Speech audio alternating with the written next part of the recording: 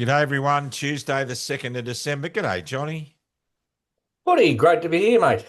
Good to have you back Hey. on again, mate. And Club Grubbery time. I love your shirt. It's a good one, isn't it? I wore the black tonight. Yeah, well, I got my fishing shirt on because I'm itching to go fishing. So great Won't to be be long. back on. Eh? It won't be long. You'll get there. Won't be long, mate. Won't be You long. you might catch something this time.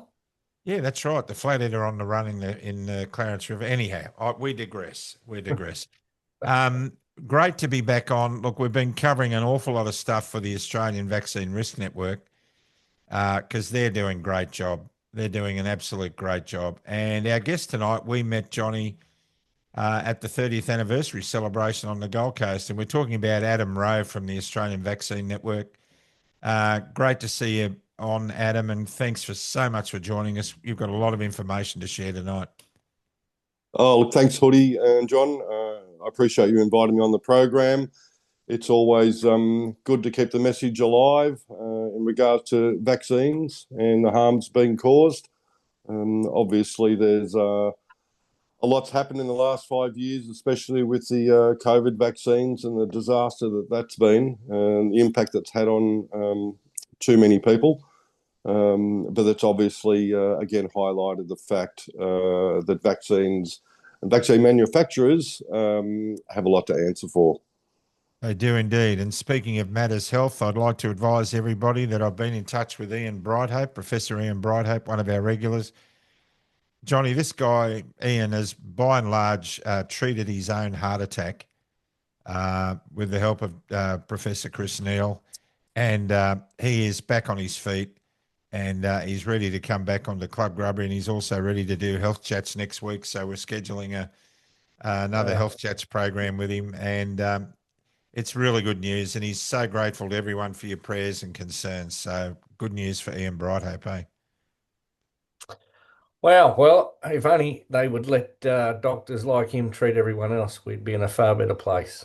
Well, that's right. And there's a lady that he and I have been working with who had a massive cyst on her ovary. She couldn't get the treatments that Ian suggested through the normal health system. She went to Thailand. She's been there for 3 weeks. It's cost her next to nothing. She's getting top class treatment, and believe it or not, all the protocols that Ian has suggested, they're applying, and she's getting better. So, the health system in Australia is a joke, John. It really is. When people can get better health care in Thailand for next to nothing, I mean, it's absolute joke. But Adam, great to have you on. Now, you've been involved in this movement for some time. Something must have triggered your involvement. Tell us how you got involved. It did, Hoodie. So back in 2013, our family was introduced to our first grandchild. So it was a pretty exciting time for the family. It's So my wife and I have three children. So we're well aware of babies and healthy babies, let's say. It was around about 4 months of age for our first grandchild that my wife received a phone call with a rather hysterical daughter saying that her son had suffered a bad vaccine reaction. It was, I suppose, lucky in some ways that she was cradling her child in her arms, had a severe episode, basically stopped breathing, eyes rolled back in his head. It was a real, obviously distressing time for her. With luck, she was in a shopping centre where the excuse me, where the medical clinic was that had vaccinated her child the day before, and she was able to immediately rush in. Basically, I think her words, she threw him at the nurses and the doctor, and revive him. He's not breathing. He was in a really bad way. Sorry. So Basically, he was taken to hospital, and it was confirmed by the doctor that it was definitely a vaccine injury, something that I wasn't aware of. It was a shock to the whole family. Um, Luckily, he's fine. So he was able to get through that with love and care from the family. It was, I think, at about 8 months. So basically, my daughter decided not to do any vaccines. So the first one at 2 months. So she had delayed. We assume, and I think rightly so, that he had the vitamin K and Hep B at birth. That may have had some impact on his feeding. So seemed very lethargic, not really alert. And again, hepatitis B vaccine. I mean, that is a nasty one for the kiddies. 250 micrograms of aluminium containing vaccine. Day of birth, that is an absolute horror. How it's even allowed to exist in today's society is just beyond me. But anyway, so Adam, as you talked about what happened to your little grandson, had that happened during the night when mum and dad were asleep, that would have been a SIDS case. 100%, So 100%. thank God that it happened during the day when she was holding him. We lost a 3-week-old grandson under similar circumstances, 3 weeks old, but sadly it happened while mum was asleep and he died. I'm so I sorry. mean, it's just this stuff is just reprehensible. Well, with the SIDS cases, I mean, typically they happen. The majority of SIDS cases happen between like the first 24 hours to 7 days after vaccination. And we're not talking typically one vaccination. Kids are whacked with rounds and rounds of multiple vaccines at each occasion. So there is no wonder that their immune systems are being completely overwhelmed. And as a result, I mean, I've read vaccine inserts that show SIDS as a post-marketing link. They're not obviously in today's vaccine inserts, but nevertheless, I have seen vaccine inserts and with autism as well. So you basically spent your life since then doing a lot of research into all of this. mate, it's been over 10 years now.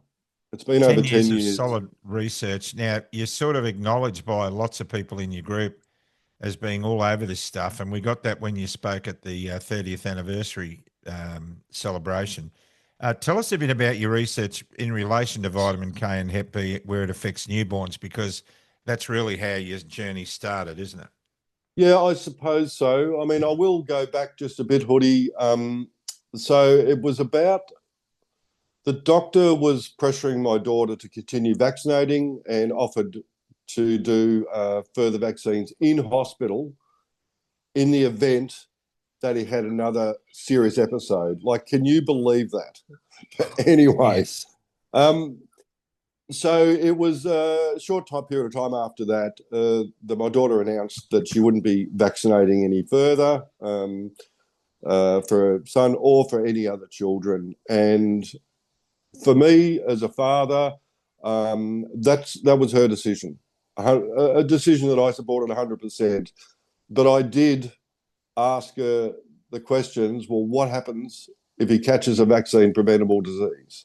Because that's the mantra that we've all been programmed to believe. Yeah. Yeah. And her words were, Dad, that's bullshit. You need to start doing your own research. And virtually from that day, I started. And it started from like, an hour or two into 10, 20 hours a week of researching. And I could not believe what I was finding. Everything that I'd been told to believe, the safe and effective narrative, it was all a lie. There is no safe vaccine. Any vaccine, no vaccines are safe. And that is my opinion, my personal opinion, and that's based on the research that I've done. using the government's and the pharmaceutical companies' own information. To find out that vaccines don't, they're never tested for safety using a placebo. So a saline, an inert saline placebo. They're always tested using an adjuvant, so something that's very highly reactive, toxic, or another vaccine, same thing. So how can you say something's safe when it's not tested with a placebo and it only gets tested for the hepatitis B vaccines, I think one was tested for 4 days, one for 5 days. I think that measles vaccine, 42 days. I mean, these things are ridiculous. That's not testing. And I think the reason why they do it that way is that all of this pre-licensure testing that they do, if they don't have the evidence that shows harm, then the burden of proof then falls back onto the parent or the person that's been injured to then prove harm, prove the vaccine caused harm. It's just incredible. So yeah, on my journey, I've always been, I love my country, and I've always been supportive of the government, and I've always tried to do the right thing. But when I found out that the government failed my children, that upset me. That really, really upset me. So I suppose a lot of people would think, Adam, maybe the COVID vaccines are bad, but surely there's nothing wrong with the polio one and the SV40. What have you found in relation to that? Mate, how disturbing. So this was some of my early findings. And again, it just shocked me to no end. So what I'm going to do is I'm just going to read you a printout of a small article from the Sydney Morning Herald, believe it or not. And that was back in 2004, so just over 20 years ago. The heading is called Deadly Shots, the Polio Saga. So I'll just read a few words. The 8 scientists gathered in the meeting room at the Commonwealth Serum Laboratories in Melbourne included the key researchers who had helped turn the tide in the fight against polio in Australia. But the mood was far from celebratory as the meeting started on May 1st, 1962. The team responsible for producing the local version of the Salk polio vaccine in 1956, which had been given to millions of Australians during the following years, was faced with a crisis. 4 days earlier, CSL biochemist John Whittle had completed laboratory tests that confirmed what had been feared. The latest batch of the polio vaccine was contaminated with a newly discovered virus that came from monkey kidneys to produce it. The virus had been designated SV40, the 40th simian virus that had been identified. But this virus, first discovered by British researchers the previous year, was different. The tests in the United States had shown it could cause aggressive cancers in small animals and was not killed in the normal process used to manufacture the polio vaccine. In the words of Whittle, who went on to become the head of the government's Therapeutic Goods Administration laboratories in Canberra, SV40 was recognised straight away as a fairly nasty virus. I won't go through the whole article. It's actually quite an interesting article.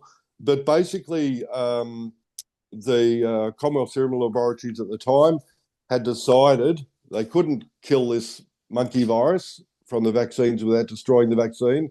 And they decided that since the previous vaccines had been carrying this particular nasty virus, that they would just continue giving these infected polio vaccines to Aussie children. This is just sick, I'm telling you. And this is the history of the polio vaccine. Words escape me.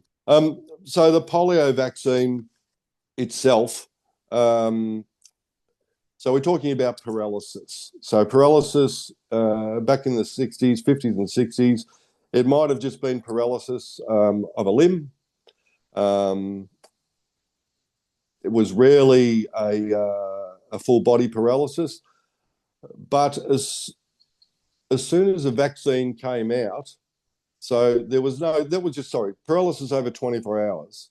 So as soon as the vaccine came out, the whole diagnosis process had changed, and it went from paralysis over 24 hours to requiring laboratory tests and paralysis over 60 days. And in a lot of cases, whether the paralysis had been caused by DDT or mercury or arsenic, all the toxic stuff that was being used at the time, basically the paralysis in a lot of children would have subsided by that time. And to cap that off, the changes in diagnosis, I'll just read from this.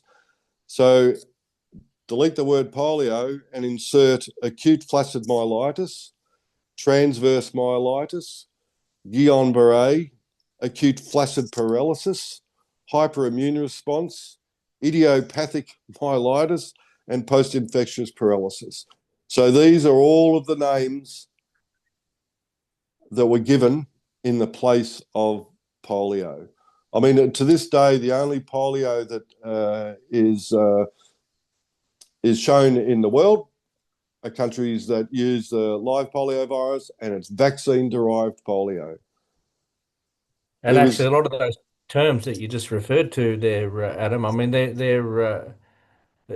been attributed as outcomes to the COVID vaccines. In fact, we've heard Professor Angus Dalgleish talk at length about the SV40 and how nasty that is as a cancer promoter. Yep. As soon as I started hearing SV40, that they found the I think two promoters in the vaccine from SV40.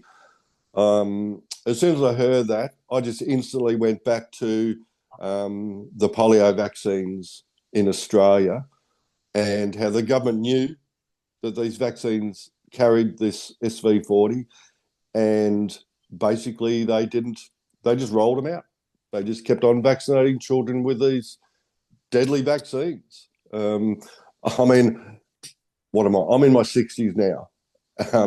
But cancer's just exploded. In my lifetime, cancers have exploded. I mean, yes, you can put it down to the toxic foods and all of the other toxic exposures, but when it comes to injecting things into people's bodies, you bypass all of the body's natural defense systems. And we shouldn't be surprised that the government or the TGA and CSL kept pumping out this stuff, knowing that the SV40 was dangerous, because they did the same with the infected blood scandal in Australia. They knowingly allowed infected, tainted blood products to be transfused into pregnant women and kids, to disastrous results, and that hasn't been resolved in over 30 years. The government was complicit in that, and so was CSL. So we shouldn't be surprised. This has been going on for decades. It has been going on for decades, Hoodie. There's no doubt about it. I mean, there was a court case recently, I think it's still ongoing, and you would be aware of this, where the TGA's legal representatives said outright that they did not have a duty of care to the Australian public. Now, I think, this is my opinion, that is the absolute responsibility of the TGA. Yep. They have a duty of care for the safety of all Australians, young and old, and they've broken that. The primary rule. That is the reason why they are in there. They're meant to be in there testing all of these pharmaceutical drugs and products to make sure they're safe. So how in the hell can they turn around and say that they don't have a duty of care? Well, what binds them to their ethic of operation? Nothing if they don't have a duty of care. And look, we've seen it. We've seen an epidemic of chronic disease in children in the last few decades, and we're told that 46% of Australian kids now have at least one, if not more, chronic illnesses. Once again, what is the common denominator? What is the common denominator? What, apart from vaccines? Vaccines. Vaccines. Vaccines are the only medical product that is injected into humans, into our babies, that bypasses all the body's natural defense systems. And to top it off, a large percentage of vaccines contain aluminium adjuvants. I mean, if you want to create, let's look at it this way. If you want to create a lab animal to do your testing on for an allergy medication, let's say, to make that animal allergic to the product that you want to test, you're going to inject aluminium and the product that you want to then that you want to make that lab animal allergic to. Aluminium. Yeah. I just don't understand, Hoodie, how that is the process that the scientists use, yet they can't work out what's causing all of this allergies and anaphylaxis and autoimmune disease when it's staring them right in the face. I mean, it's aluminium. I thought aluminium was for beer cans and windows, Johnny. What are they doing injecting it into people's bodies? Well, I mean, this is the problem. I mean, the snarky gherkin, I think, put out something the other day about aluminium, basically saying that some peer-reviewed study that essentially said all this was nonsense, that aluminium is not linked to any of these issues. But I tell you, something is. I mean, when you've got autism rates at 1 in 25, we're leading the world in something at least, aren't we? Adam, we're number one in the world for autism. Yep. Well, I read today, based on the latest figures, that by 2030, it will be 1 in every 2. 1 in every 2 children. Johnny, what are we going to do? This has just got to stop. This is just ridiculous. And I mean, we saw, again, you guys are aware of the latest from the CDC in regards to vaccines and autism, that they've now declared that they don't know what causes autism. Tylenol. So, like, your paracetamols, your acetaminophen, yes, they are going to have a detrimental influence on glutathione production when you're talking about, fevers and infections. But, mate, aluminium, to me, aluminium is the key, and we need to stop all vaccines. But this aluminium stuff, that is just, honestly, Hoodie, there's that much information out there now. Christopher Exley, who studied it for years, showing it in the brains of autistic children, aluminium linked to Alzheimer's disease. For all us, for all the oldies, getting their vaccines, their whooping cough vaccines and whatever, because that's what the medical fraternity advises all new parents. Make sure grandma and grandpa have had their whooping cough vaccines. They're all full of aluminium. And the vaccines don't stop people from catching whooping cough, diphtheria or tetanus, the DTaps. They don't stop it. People can still get these diseases. I think that goes for all vaccines. There's no vaccine on the market that would prevent someone from catching disease or getting an infection from the vaccine that they declare will protect them. Look, I commend to everybody the Aaron Siri interview that we did a couple of weeks ago, John, where we reviewed a 9-hour deposition he did with the father of vaccines, Dr. Stanley Plotkin, And that's compelling. I mean, the research people do when they go out for dinner, the research they put into buying a new car and making sure that everything's right. Is there MSG in my meal?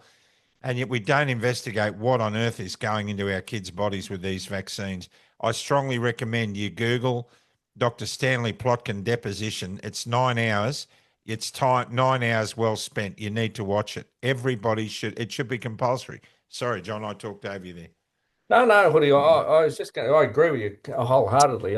That is a must watch, and it really will give some insight into this whole background. It's just horrific. But I mean, when I think back, I mean, is it just me or those little nuances that the nurse gave during the vaccination process with the kids? Oh, you might find that the child gets a bit grizzly tonight, or gets a fever. If that happens, just give them a bit of Panadol. That's what they said. I mean, I don't recall a time when they didn't say that. I mean, but really and truly, why would they be getting sick? Hours after having the vaccine. I mean, if it's a process that's safe and not going to cause any harm. I mean, when you think back, I mean, the whole programming of what they're saying, even from the onset of it, at that level of the nurse giving the vaccine in the clinics. I mean, it's all designed to make you think that this is a completely normal process when it's anything but.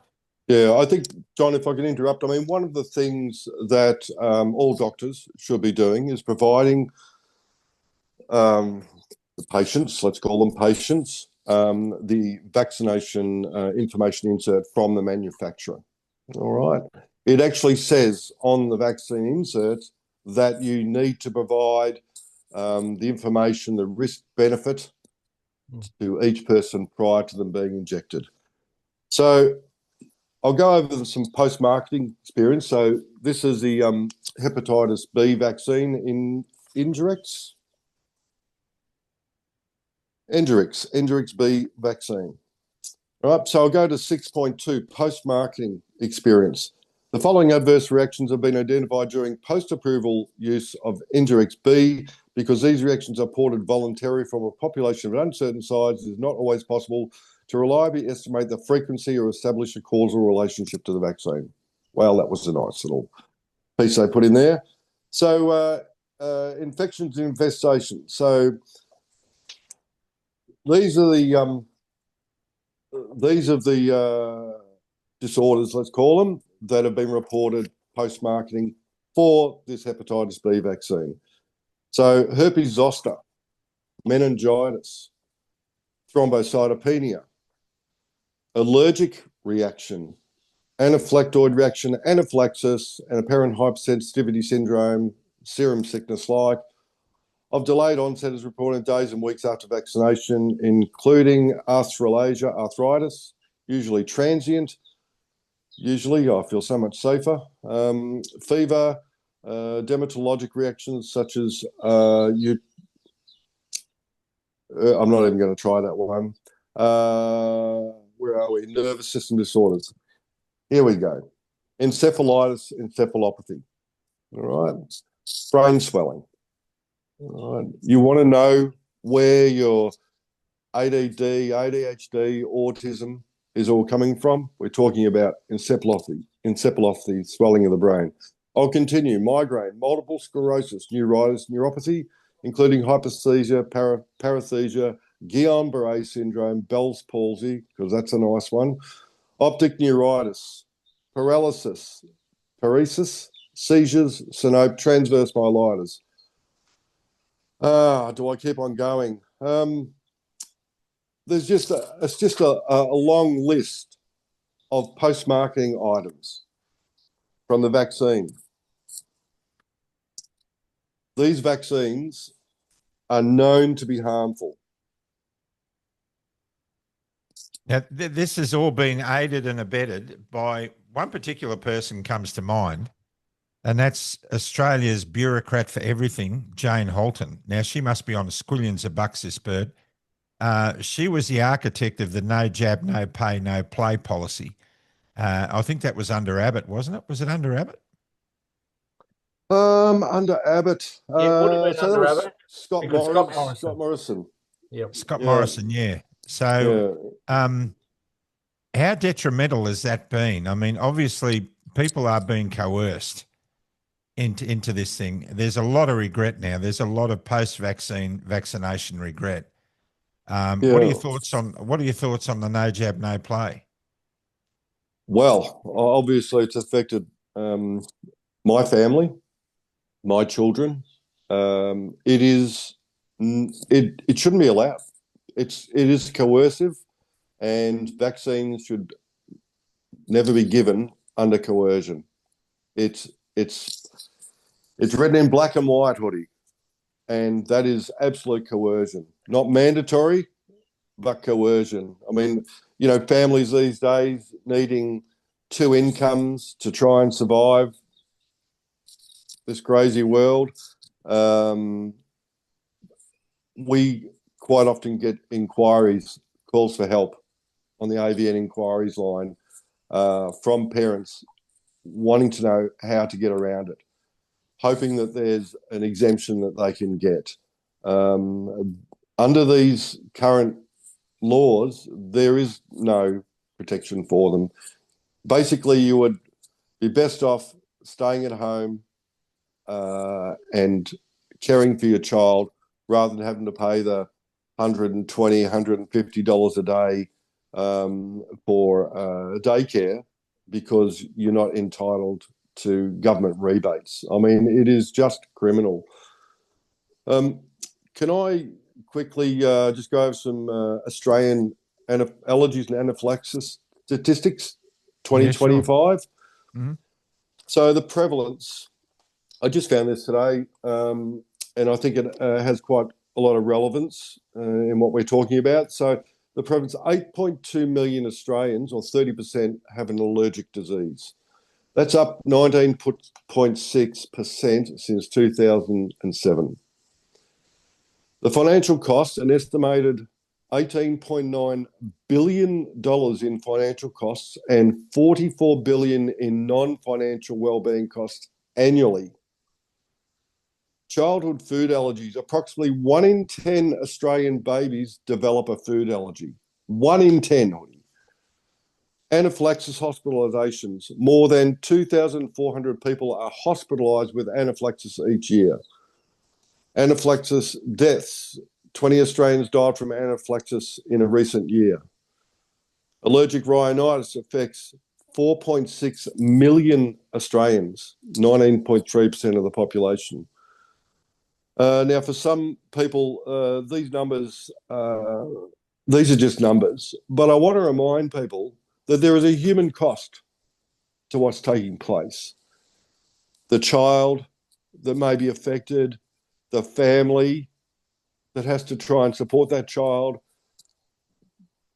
the sadness, the sorrow when you're watching your child, struggling for air or struggling with, eczema.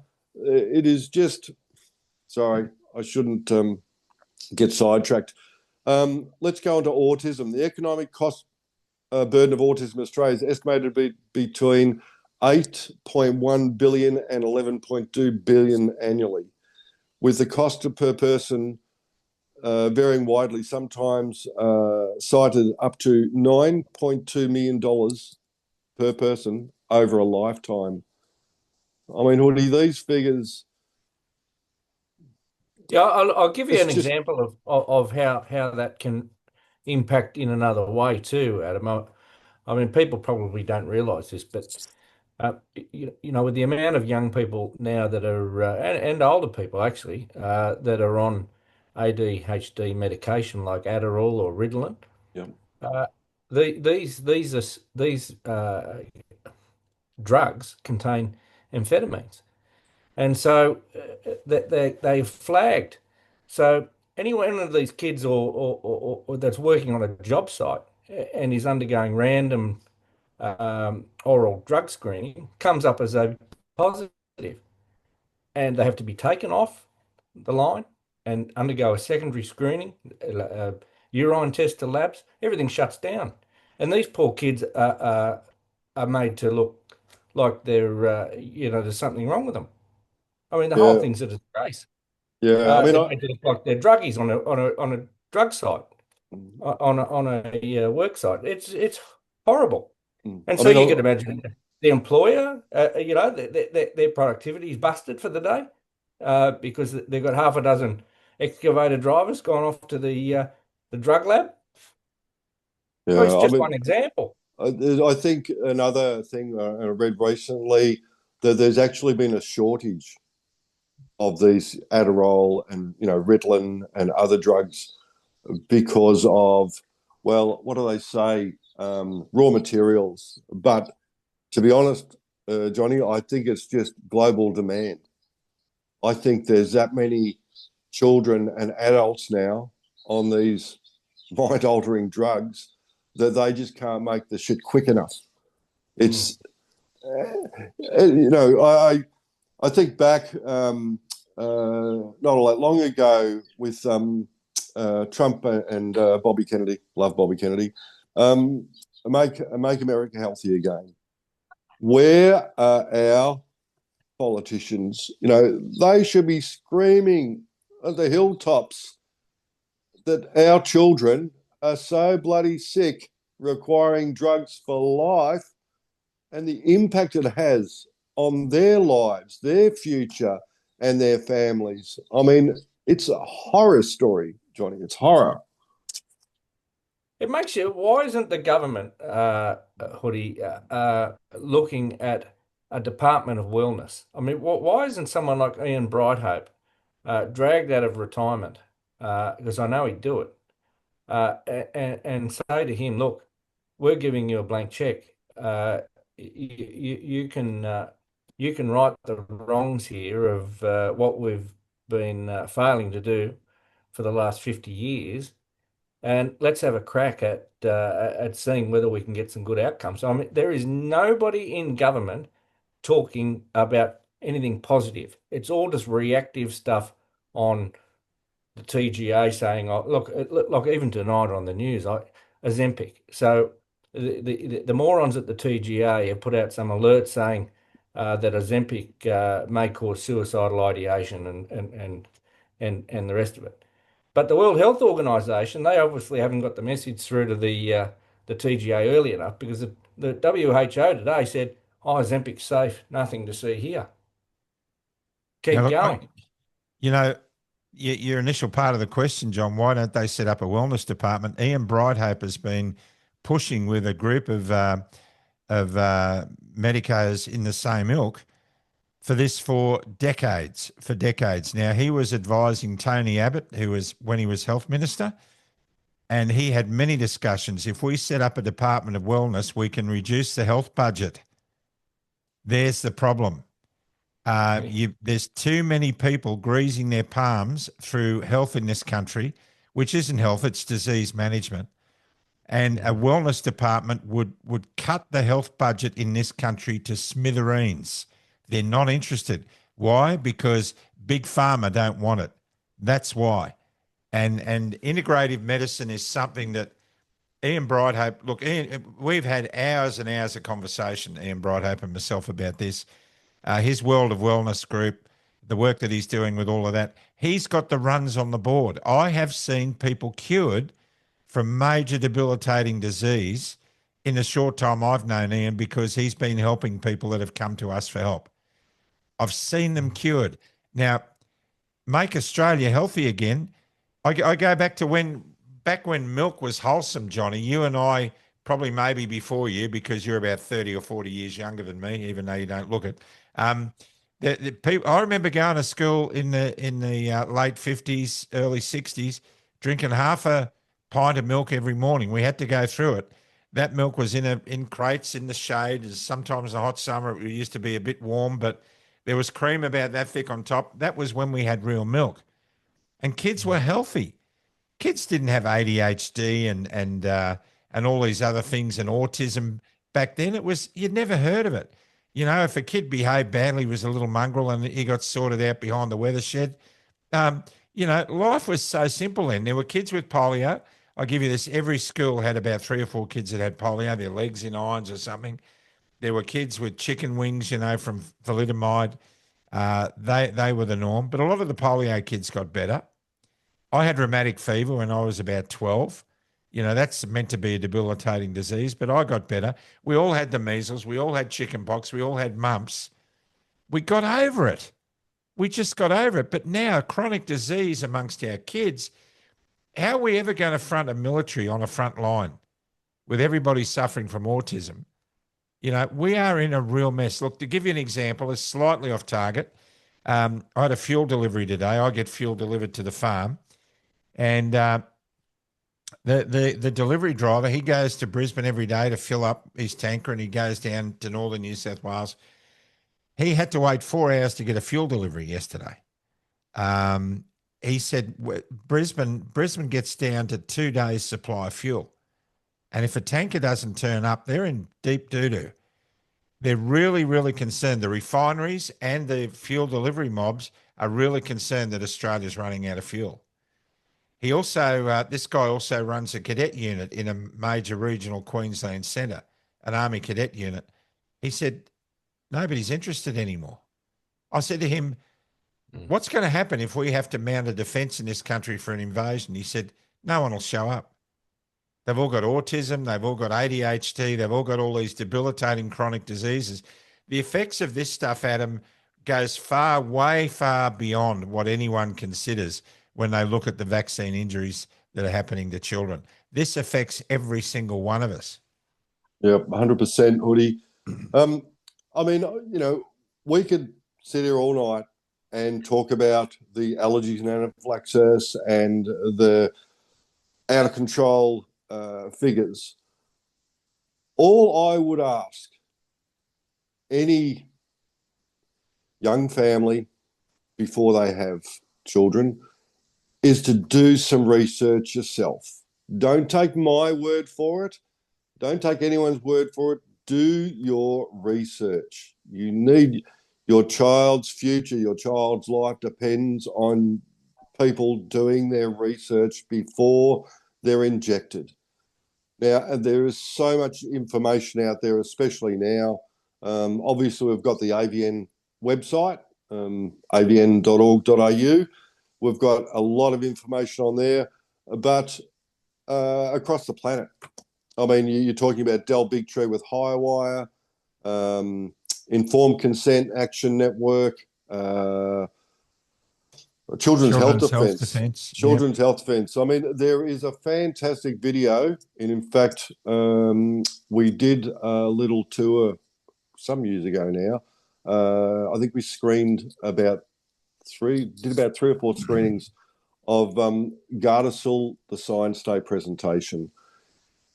Before your kids go into high school where they're hit up with these jabs, every parent, every kid needs to watch the Gardasil Science Day presentation. You'll find it on the CHD website. It goes for 50 minutes and it will explain about the Gardasil vaccine, and it will enlighten people the way people should be properly informed before being injected with anything. I know that the vaccine in that particular, so they've superseded that Gardasil one. Now they've got a 9 or a 12 or something. I don't know. They just keep adding stuff. But to find out that they were never able to prove that the Gardasil vaccine prevented cancer. They were never able to prove that. They used a surrogate endpoint so they could declare that it prevented cervical cancer. It's bullshit. It doesn't. It's not true. And I have spoken to people, one particular young girl from up far north, absolutely horrific injuries from the Gardasil vaccine. Her mother was absolutely distraught because I think Michelle, was the one who suggested that her daughter get it. Again, there is so much information out there. Do not inject yourself. Do not get injected. Do not inject your children until you've done your research. If you've done your research and you decide that you still want to get the vaccine, that's your decision. And I would never stop anyone doing that. But I'm telling you, if people do enough research, there's no vaccines. No one will get a vaccine. The thing is, Adam, too, there's a lot of mums. If anyone's going to research, it's normally the mums. I'm calling on the dads to get out of the couch. Now, if you're going to buy a new four-wheel drive, Dad, you'll spend weeks trawling through YouTube videos, looking at all the data and comparing notes. You're going to get a Nissan, or you're going to get a Toyota or whatever. You'll do your research. You'll know all the fuel consumption figures. You'll know the tire pressures. You'll know everything. That's nothing compared to your kids' lives and their futures. And because whatever happens to your kids, that's going to affect you. Whatever happens to your grandkids is going to affect you, because chances are you're going to end up trying to support your children who are raising these kids who are sick. Your retirement isn't going to look like it, like you thought it was. Guys, get off your butts and do the proper research on the stuff that matters. Make up your own mind. And as Adam says, if you're going to get vaccinated, or you want your kids to get vaccinated, at least do it after you know what you're talking about. Yeah, look, John's got medical expertise as a paramedic. I don't have any. All I know is we've spent, like Aaron Siri doesn't have any medical expertise either. But boy, what he knows is from years and years and years of countless and endless research looking into this stuff to fight cases.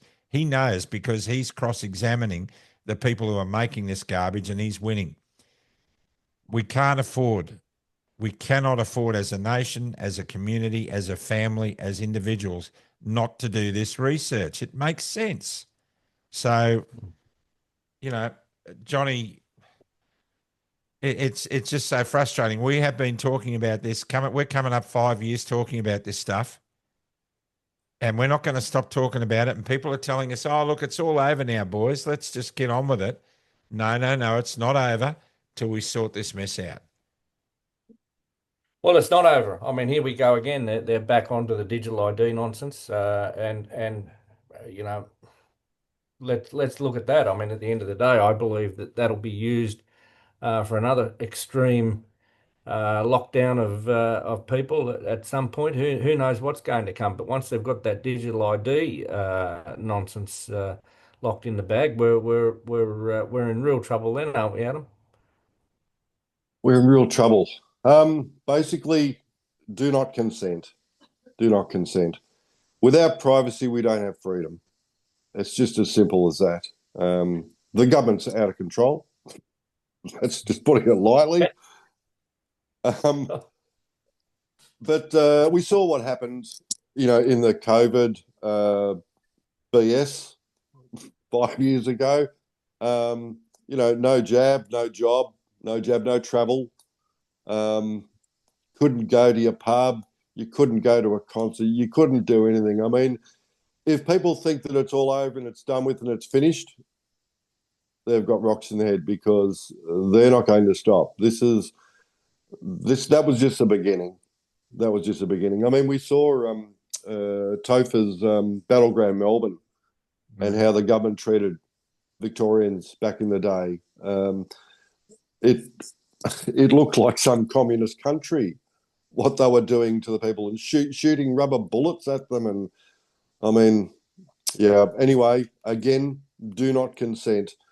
Can I just quickly, there is a website called Violation Tracker. All right. So you go on to Violation Tracker, assuming Google still lets you on. And it will take you to Good Jobs First site, and you would simply type in a pharmaceutical company, for instance, Pfizer or Merck, and that website will then bring up all of the penalties that these companies received.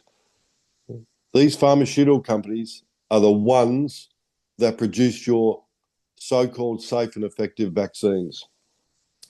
So this particular one that I've got in front of me, and I won't drag on too long, these only go back to the year 2000, so not prior. The year 2002, Pfizer Pharmaceuticals. So drug or medical equipment safety violation, $3,750,000. $3 million fine. Pfizer again, off-label or unapproved promotion of medical products, $2.3 million. That's nothing. No, and in fact, we know that's a part of just doing business. Yeah. I mean, what is it? The pharmaceutical industry makes around about $60 billion a year selling vaccines, and about $500 billion selling all the drugs and other products to fix the damage the vaccine assist people that have been vaccine damaged. It's just unbelievable. I mean, this one on Pfizer, there must be about 10 pages here of all of the felonies that these companies have committed. So again, don't take my word for it. Do your own research. Your child's life, your child's future depends on it. I mean, I'm not trying to give people medical advice. I'm just trying to explain to people what I have personally found in my research, in hope that it will trigger young adults to do their research before they do something serious like letting their child be injected. I mean, today it's so out of control. Hoodie, they're injecting pregnant mothers with vaccines, multiple. And back in my day, the one thing, I mean, back in my day, don't drink alcohol, don't eat any fish because of, the mercury.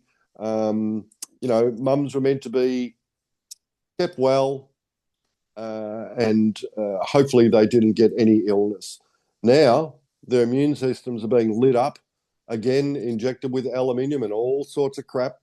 It is just, I mean, we see that in the, stillbirths, that again is another growing situation that we've got now.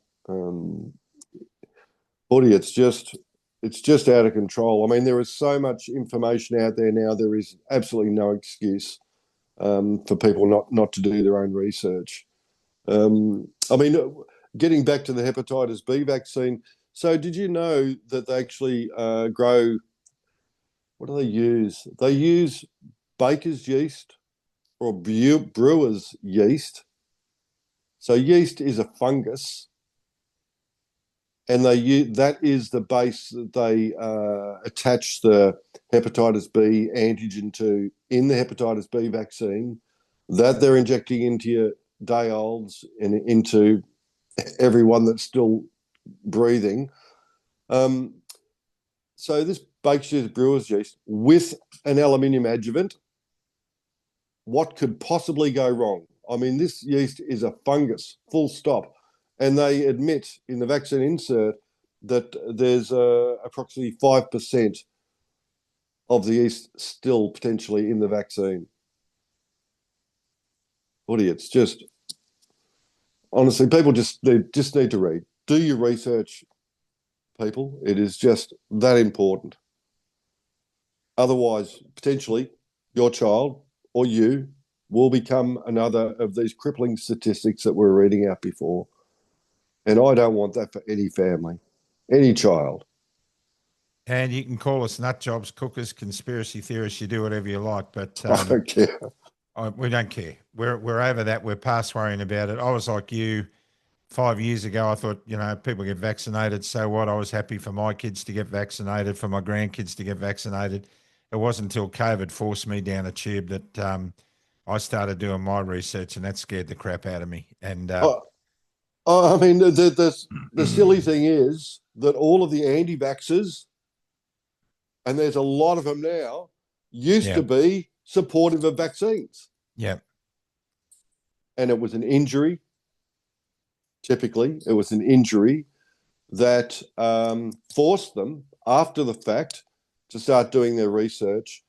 And the people, again, were supportive of vaccines, and now being labelled crazy anti-vaxxers because they've seen the vaccine cause a harm, they've done the research, they've made a rational, common sense decision not to vaccinate any longer, and they're vilified. It is a sick world. Well, we one of our first interviews, John, was with Dr. Pierre Corey from New Jersey in the States, who was vaccinating kids, his own kids, renowned doctor for children.